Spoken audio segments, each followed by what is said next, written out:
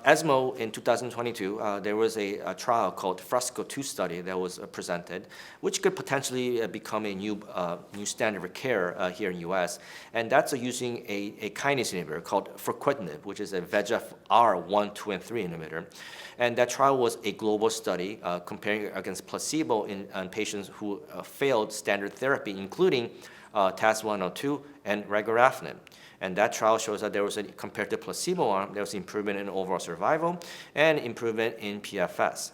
Now, I think clearly the trial was positive, and I believe that this drug most likely will get approved here in U.S. later on. So I think that's one of the new drugs that we're hoping to see in the future. Okay.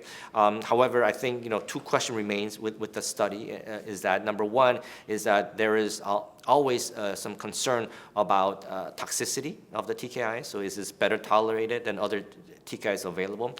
Second thing is that personally, I would like to see more data in patients who failed regorafenib, whether this drug works or not. In the study, only 10% got prior regorafenib. Okay, but in the U.S., I would say majority will get regorafenib as a third or fourth line therapy. So it'll be interesting to see from my perspective whether this drug has a lot of activities in patients who failed regorafenib.